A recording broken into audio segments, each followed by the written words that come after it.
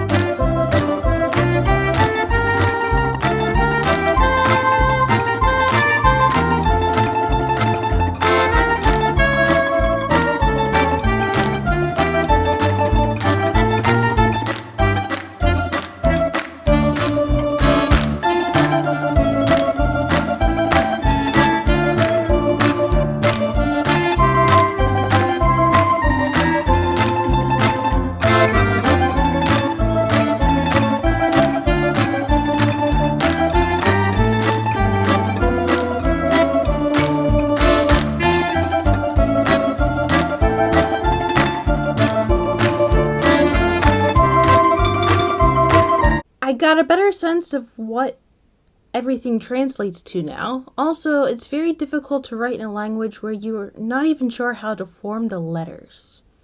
And I mean, trying to take it from a computer font versus handwriting, it doesn't quite translate. There are like, I know in English there are like certain letters that translate from, like how you write them on the computer is not how you write them in person. In particular, I'm thinking of the number 4, where 4 like usually has like that triangle bit, but when I write it, at least I have the little cup thing instead. I started trying to write it all out when I realized the headings are on the table of contents. So it's like the doi. I'm guessing this was like a seed stitch. I'm not entirely sure. Like I remember going like, I don't understand why this is Morse code. I think in like the first installment of this particular book, but I think that was like we figured out that was a graph, and I'm guessing that would do like the seed stitch, either that or maybe it was just, but it's like 6. I still don't really know what that is, to be quite honest. I'm talking this fella here. But considering how there's like one area where it's a little bit different, it seems like it's some sort of repeat. I'm still not entirely sure, but we figured out what the chain is, and we got the basics. We got the single crochet, the half double crochet, the double crochet, and the treble crochet. At the very least, which compared to some of the other patterns here, the polar bear isn't really using the fancy stitches. It's more you're constructing shapes and you're putting those shapes together into a pleasing form. It's not like the shirts where they're trying to pull some fancy stitch work there. So there were some of the fancier stitches I wasn't really able to figure out, like the quadruple stitch. I don't know what that's called in English. I'm giving it the name the quadruple stitch to kind of go thematically with the other ones that I know, with the double crochet and the treble crochet. Oh, I think that was an increase. Showing like increase and decreases. Wasn't quite sure. And I was able to figure out the picot stitch. But like, yeah, that's the picot stitch there simply because of the Mr. Rogers book that I've been working with for the past several months. This stitch, however, I've never seen that in English. I don't know what that is. It's like this right here. This would be like a popcorn stitch. Oh, I wasn't able to figure that out when I was translating. But popcorn stitch. And like this is decrease. This is some sort of increase right here. This, I've never seen this stitch in English. I don't know what the English name for it is. Bear doesn't have that. I'm assuming this is to fasten off. So I figured out some of the stuff. I think I have enough to try to at least photocopy what I believe to be the correct pattern and then get started with that, which is progress. I'm back. I have went and photocopied the pattern, which honestly, this is reminding me of my college days. Just constant photocopying of books. And now, in order to actually get to the point where I can work with this pattern, I have to decode it a little bit more. Because otherwise, all the words are just going to go. Whoo. Now, there are some parts that I can kind of get off right off the bat. Like, I know that this is the materials, which I don't have to worry too much about because I'm going to use whatever I feel like using. And then, if I'm guessing right, this is the techniques. Which means if I look here, it should tell me what I'm using.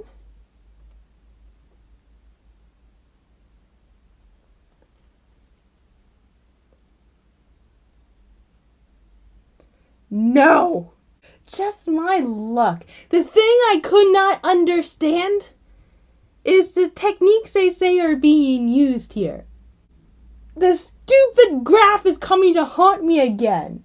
They made the mistake of making the stupid bear a white bear in front of a white background. But you look at this thing, and they do it with, like, furry yarn. Yeah, so you can barely see the stitches. But there's, like, no ridging there. Alright?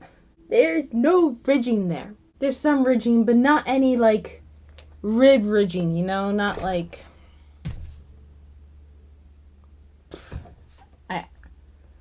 I'm not even sure how I got into that topic. Anyway, when I was just explaining this to Dad, he was like, you can use Google Translate, right? And it's like, the whole point is to not use it. Anyway, this might be a case where Google Translate could help me. I think I figured out their word for row. It's the P, the backwards R, the spiky thing. I think I can separate it into different parts. And it looks like here they have a sentence that says it should be, it's like row 3, it's like Becero 18, whatever that mess is. I'm guessing that's their thing for there should be 18 stitches. Maybe. I'm hoping. But then they got it split into like other parts. So it's basically I'm going to be making these things and not knowing what I'm making. If I can split it into like the different parts where it's a little bit easier for me to like see, at least color wise, it's not just straight up black and white, it might be easier.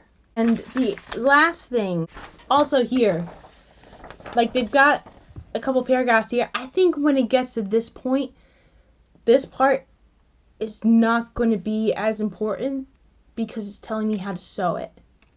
And I think once I make the parts, it's going to be obvious how the parts go together.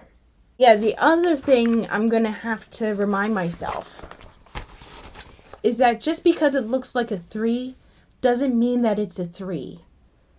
Because in Russian, they have a letter that looks like the number 3. To be fair, English has that problem with capital I, lowercase l, and the number 1. They can all essentially look the same, especially when they're handwritten. And I'm guessing this is Russian's version of that. So I'm going to have to take some time to mark this baby up so I can at least get to the point that I can kind of figure out what it is that I need to do. Yeah. I'm going to time lapse it now.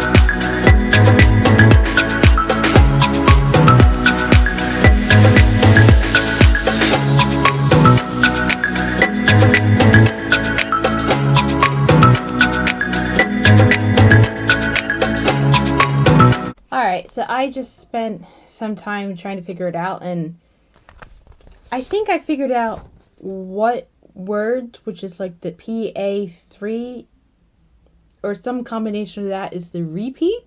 So I'm at least able to figure out where it repeats.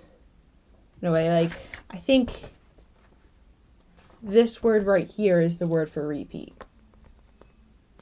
And I wasn't able to figure out what each individual row was, which is kind of a problem. I think I've made enough notes to at least figure out enough to get started. Yeah. I at least have figured out for most of them how many stitches I need to start, which is important. I'm making the assumption that they're all circular in the round, that they're all going to use the magic circle to get started. And I kind of know where the new parts are. There is one part where I'm not entirely sure what any of the steps are, but I'm hoping by that point, like by this point, since it's later on in the pattern, I'm going to be more familiar with how this pattern works, and I'll be able to guess and figure it out. I do now think that this might actually be the ears and the sewing might just be here, which I don't know. I could be right, I could be wrong, who knows, yeah? Now there are parts that, even though I haven't quite figured them out, I'm okay with not figuring them out right at this moment. I think I have enough to start. And then part of it is just a math problem, yeah? I can just figure out what the numbers are and kind of just do the math equation to figure out how many stitches need to be increased or decreased to get to the number I need to get to. And I can kind of figure out the repetition from there. I can't exactly picture that in my head. I figured out, I want to say within the past 2 years, that I probably have aphantasia.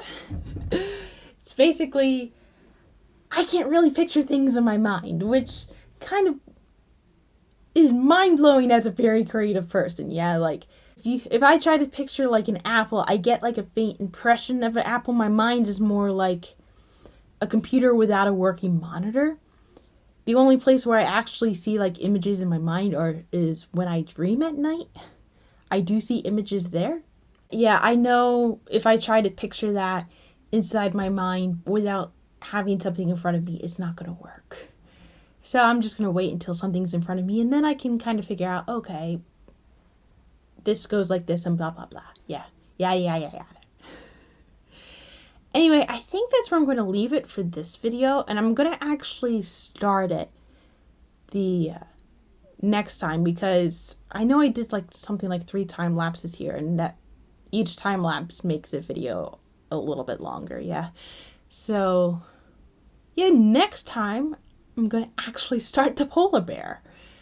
So, yeah, that was today's entertainment. Have a nice day.